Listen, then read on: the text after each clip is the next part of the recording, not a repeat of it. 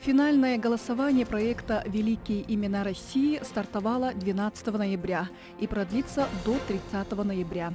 Таким образом, жители республики путем народного голосования могут присвоить имя нашему аэропорту. На сегодняшний день в голосовании на присвоение имени аэропорту Якутска лидирует имя Платона Аюнского. На втором месте Валерий Кузьмин, далее идет Михаил Николаев, на четвертом Петр Бекетов.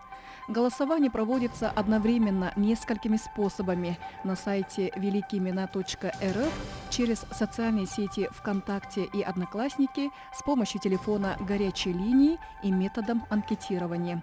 Победители конкурса будут объявлены 5 декабря. Аэропорт Якутска занимает 7-е место в списке, по которым идет наиболее активное голосование.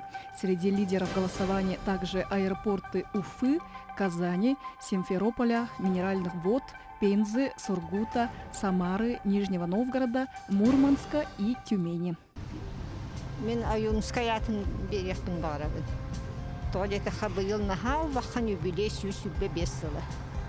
Onun kini олығы отитаты бейтін үлетінен, олығынан заслуживает.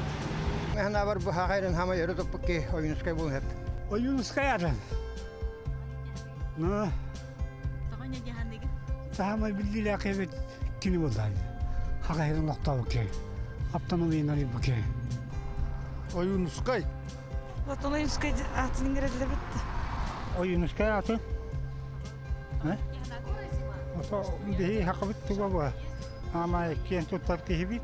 Онна хакабыт туга хайдарыгар элбак тугу. Onun o bu kehinden alınıyor.